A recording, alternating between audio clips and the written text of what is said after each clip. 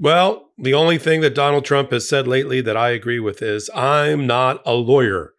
But he also said in a far-ranging interview given today to Kristen Welker at Mar-a-Lago, he doesn't know if by upholding the Constitution, which he is ordered to do by an oath, that includes giving due process rights to those that have been accused of immigration violations and others. In fact, he says, it's really not for me. I've got some brilliant lawyers around me. And when Kristen Welker fought back and said, let me get this straight. Even Marco Rubio, your Secretary of State, said that they are entitled to due process. Of course, do you agree or disagree with that? Trying to throw him a softball, right? You're the commander-in-chief. You're the person who stood up and swore an oath to uphold and defend the Constitution. Don't you think that means due process? And he just shrugged his shoulders and said, well, I'm not really sure about that. This is why he's drowning in red ink and drowning in the polls, because even Republicans don't like to see a president who doesn't seem to understand his constitutional oath. He's already declared himself to be the chief law enforcement officer of the United States. Remember when he said that?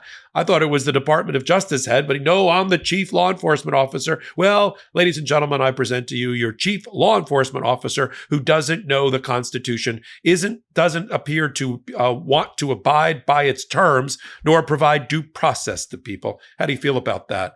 You're on Legal AF. We're breaking it all down right here on a Sunday morning edition based on this new interview with Kristen Welker. I'm Michael Popok. Take a moment now that I've woken you up out of your slumber. Hit the subscribe button for Legal AF, the YouTube channel right here. And we got a brand new Substack as well for just this kind of moment. Let me read to you, and then I'm going to show you a clip from the actual interview. Remember, just about a week or so ago, Marco Rubio, Secretary of State, he says a lot of things. I mean, after a cabinet meeting, he said, I'm not going to tell you what I'm doing to bring home Abrego Garcia, even though I was ordered and commanded by the United States Supreme Court 9-0 to do it, to facilitate it. And I'm not going to tell a judge either.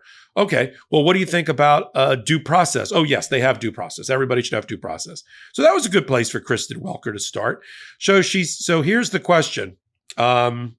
He said when Meet the Press moderator Kristen Welker asked him whether he agreed with Rubio. I mean, this is like the softball of all softball questions. He says, I don't know. I'm not a lawyer. I don't know. Okay. We all know that the Fifth Amendment has a provision in it that he is sworn to uphold and defend that says no person shall be deprived of life, liberty, or property without due process of law. It's right there in the Fifth Amendment. Look, I know that Donald Trump's pocket version of the Constitution that he wants to carry around is only the one that has Article 2, the powers of the presidency, and the Second Amendment, the gun rights one. But I have a full copy of the Constitution and its Fifth Amendment privilege. Every court that's ever looked at the issue for the United States Supreme Court's founding has found that the Fifth Amendment is a core constitutional right that upholds, undergirds the foundations of our constitutional republic. Can you imagine living in America where a president where there isn't a Fifth Amendment inside of a constitution? Even though Donald Trump wants to close his eyes, bury his head in the sand, and act like it doesn't exist. So Welker properly tried to press him on the point of the Fifth Amendment. He says, I don't know about the Fifth Amendment. It seems, but if you're saying that could result in 1 million or 2 million or 3 million trials. We don't have time for due process. Here comes martial law, everybody. Are we? That's my question to you. Are we now on the precipice of a president who thinks we should just suspend the Constitution, declare martial law, do away with the Fifth Amendment completely? Is that what he's suggesting? Has somebody put that bug in his ear? I'm looking at you, Stephen Miller. Has somebody put that bug in his ear, and this is what he's parroting? He's not going to commit to uphold the Constitution?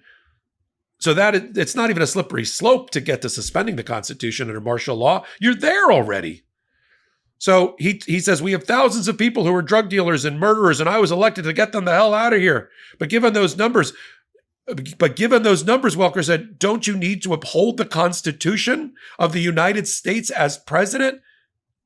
Wait for the answer. I don't know. I've got brilliant lawyers. This is right out of when Carolyn Leavitt, the press secretary, a couple of weeks ago was thrown a softball that bounced off her forehead from Peter Doocy from Fox News, in which he said, where's it going to stop with the arrest of judges? You just arrested a Wisconsin state court judge.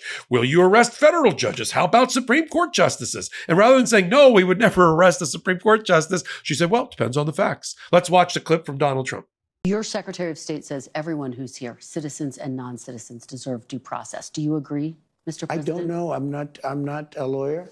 I don't know. Don't you need to uphold the Constitution of the United States as president? I don't know.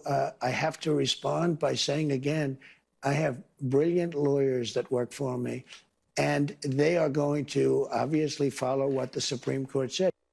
I mean, look, I'm almost speechless. And to catch Popok speechless, especially on Legal AF, my channel, is saying something.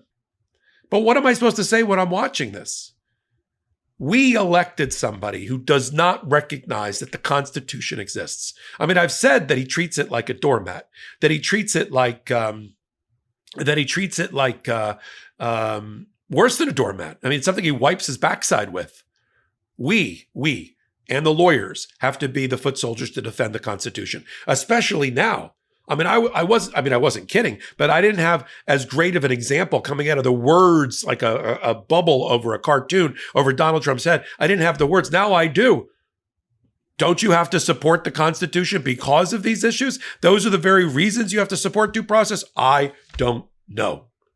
Again, the other side of this coin, this dirty, depraved coin of Donald Trump, is martial law. He declares martial law.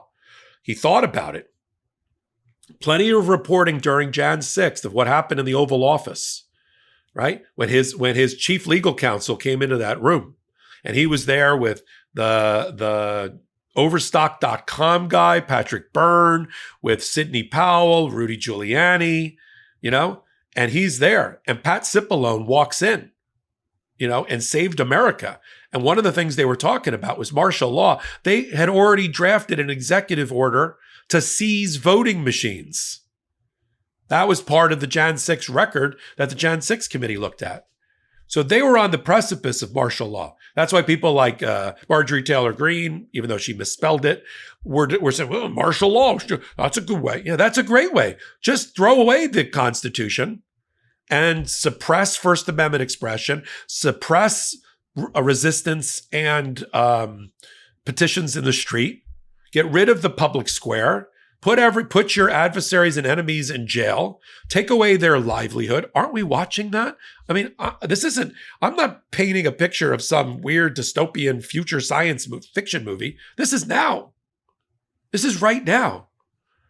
And now the icing on the cake, the cherry on the sundae, is Donald Trump telling on a public announcement on national television that he doesn't understand the Constitution, doesn't recognize the Constitution, and doesn't believe he has to support and defend the due process rights embodied in the Fifth Amendment.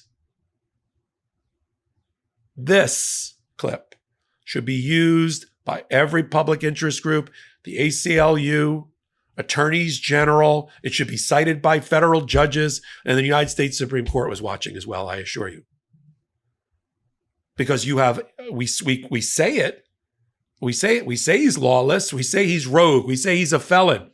This is what happens when you elect a felon with immunity into the presidency. But now you have, just type Exhibit A at the bottom of this transcript and at the bottom of this video. I mean, it's professional malpractice for the lawyers representing our interest in these court cases not to do that. So I'm going to continue to follow it all right here. This is not going to be the last confessional of Donald Trump about his disrespect for the office of the presidency, the Constitution, and our due process rights. Everything has been leading up to this moment. Every executive order has been leading up to this moment. The attack on public colleges and universities, the attack on law firms, the attack on judges, the attack on companies and corporations, the attack on law firms. This is all out of the playbook. He's creating the playbook of fascism. It's not even out of a playbook. He's creating his own unique playbook. And the subtitle of that playbook is Project 2025, 900 pages. Because I could show you chapter and verse in every page of the Project 2025 created by somebody like Russ Vought, who is your head of the Office of Management and Budget, and others in the administration like Stephen Miller and J.D. Vance and the rest, where this came from. I can link. There's going to be entire courses taught in college and in universities, and we'll do it here on Legal AF. linking direct from Project 2025 to what you are now watching.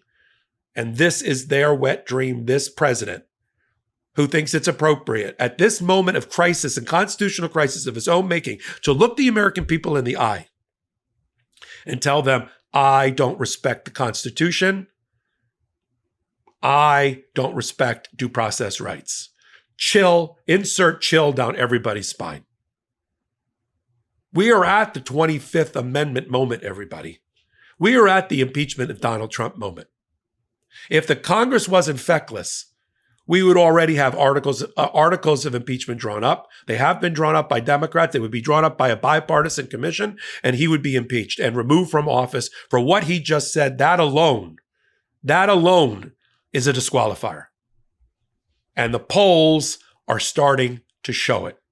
Because you don't hit 39% approval rating in a 50-50 country unless you've lost 11 or 12% of the Republican vote. Do the math. I'll do it for you here. We'll do it together, speaking truth to each other here on Legal AF. Hit the subscribe button. Come on over to Legal AF, the Substack. Until my next report, I'm fired up for democracy. Michael Popak. Can't get your fill of Legal AF? Me neither. That's why we formed the Legal AF Substack.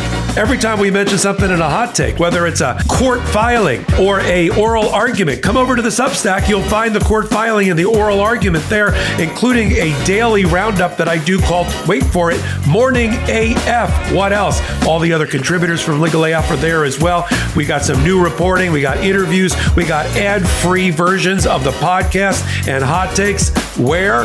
Legal AF on Substack. Come over now to free subscribe.